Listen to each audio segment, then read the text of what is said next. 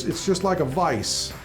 Wrong market, choosing the wrong market on this side, and then you're squeezing in, I've got the wrong model, and I'm just a pain practice, and they're coming and going all the time. A pain model practice, they're disappearing after 6, 12, 18 visits. That's not a wellness practice. You're constantly having to replace that business. Welcome to AMC. I'm Dr. Greg Miller. Do you have the right model of practice? Today, Tom Owen is going to talk about the foundation of marketing and how it affects a practice. You won't want to miss his town square exercise. If you enjoy this video and want to see more like it, please click the like and subscribe buttons. Let's get started. All right, today we get to cover everyone's favorite subject, marketing. Isn't that the answer to everyone's problems? More new patients, more new patients, more new patients. Well, in actuality, if that's the way you feel, there's probably some underlying currents that are causing that inside the practice. So first and foremost, you should break down the word marketing. It starts with market. When the market doesn't allow for a steady flow of a multi-stream source of new patients, then you're going to be forced to chase niches, or you're going to be forced to only be singular in your marketing of that market. All right, so or advertising or promotion within that market. So there's so many different variables that qualify a good market versus a challenging market. Now, don't have all the time to get into, all right, so there's 5-star markets. There's markets where we could walk in, plug in, and the new patients are gonna flow in whether you promote or advertise or not. And then there's markets where there's only 1 or 2 sources to even go after and acquire new patients. So first and foremost, you need to take a true analysis, and if you don't know how to do that, all the demographics, the things that qualify a good market versus a challenged market, then you need to seek out that advice, especially those of you that aren't open yet, or you're looking to open your new practice. That is one decision, picking out the right land. There's an old formula to success in chiropractic that says they'll get the right man or right woman, right land, and the right plan together. It's hard to fail. But when you choose the wrong land for the wrong reasons, then that's something that's going to follow you for a long time, because typically you're not going to open a lot of different practices over and over and over in different locations. So picking the right market is critical, and it's not based off of, well, this is where I currently live, or I went to school here, or my in-laws live nearby, or my wife has, or my husband has a great job in this area. That doesn't necessarily mean it qualifies for a great market for chiropractic. So first and foremost, understand what marketing is. Marketing is an outreach within the right or proper market. Now, beyond that, marketing has become very singular in chiropractic because of the scope of practice or the model of practice that so many chiropractors have been sucked down that road. And that comes from the fact that we have become a musculoskeletal profession. Right? The first 85 years of this profession, we were a wellness-based model, and that's what brought us through the hard times. And now over the last 30 to 40 years, we've gotten ourselves so into such a niche or a limited scope of practice, it limits the impact that you can have in your communities. So everybody says, well, new patients, new patients, new patients.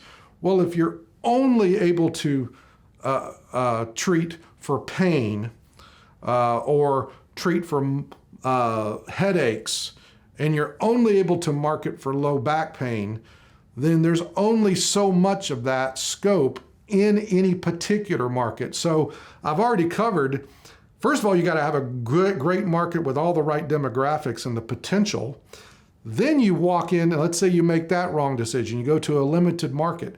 Then you go in and you have the wrong model of practice, or you don't understand how to create a wellness model, a wellness practice where you broaden the scope of treatment, then you're limiting the ability to market within that market. Everybody following me?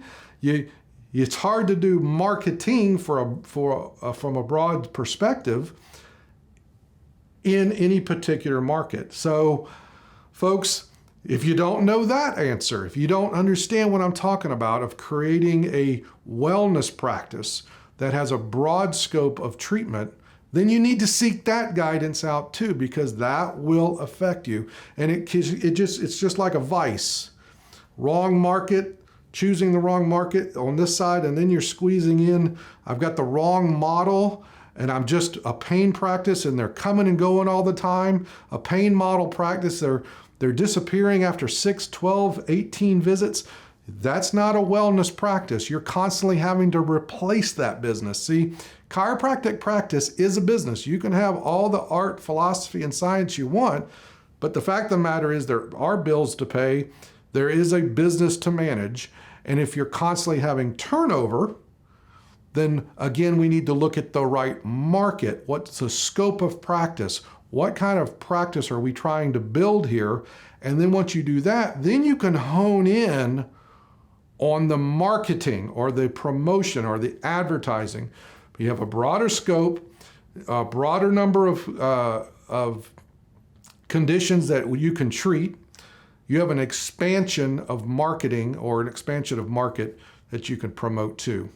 All right, last but not least, I want to talk about the fact that marketing or promotion or advertising is a matter of broadening or expanding your avenues that can get you people to your practice. Now, commonly I like to describe it in what's called the town square concept. So very quickly, I'll share that with you.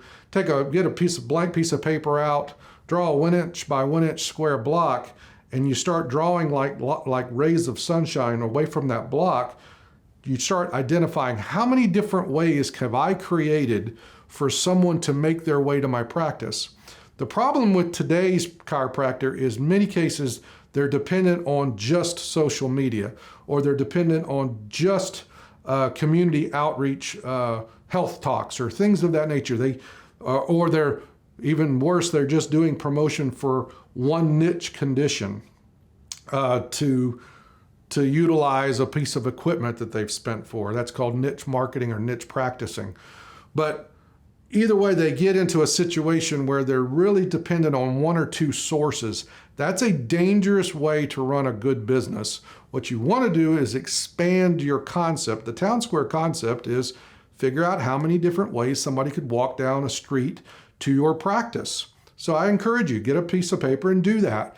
How many different ways? One's a referral, one's screening, one's TV, one's social media.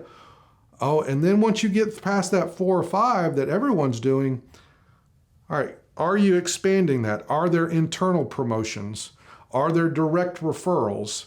Are there community outreach talks? Is there B&I groups that you've built up? Is there referral sources? Are you doing teacher appreciation programs or community appreciation programs? The key is to find as many different sources to where 1 or 2 to 5 people can walk down that street on any given month. And that's how you build a wellness practice or a strong retention practice, because you're not dependent on spending money to get new patients from one source. That's a dangerous way, because when that source dries up, then where's the pressure go? Does the pressure go on the marketing company that you're paying? No, the pressure ends up on the practice. The practice can't sustain it, and by that time, the overhead has gotten to a point that all you're left to feel like is, okay, I've picked the wrong market, and I honestly have the wrong model because it's a pain model, and they're coming and going all the time. And now all of a sudden, my sources of marketing are drying up, so now I'm in panic mode. So I spent this time just basically looking at it from a different perspective. Everybody wants to talk about advertising. Everyone thinks that new patients is your answer. But in reality, Most chiropractors, if they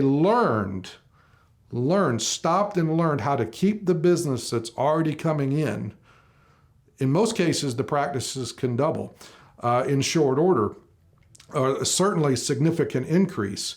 If they just learned to retain the business that they were coming in, an understanding of how to create patient compliance, and then you can be more selective and you're in control of how do I want to market. Maybe you don't want to spend all your weekends at the local health fair screening patients. Well, that comes from building a town square concept to where there's 3 to 4 people coming down on any one street, and all of a sudden now you have 30 to 40 or 50 new patients, or 15, or maybe you're a practice where we can grow the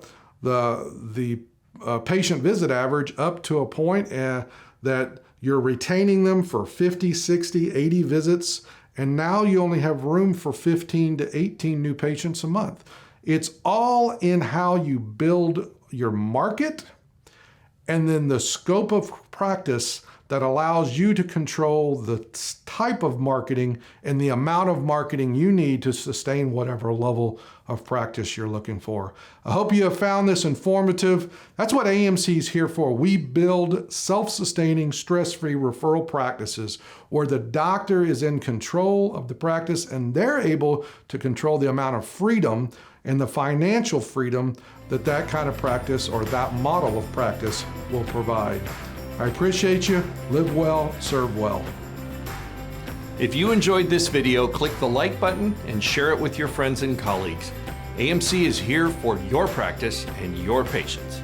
Visit amcfamily.com to learn more or call 904-966-4996. See you next week.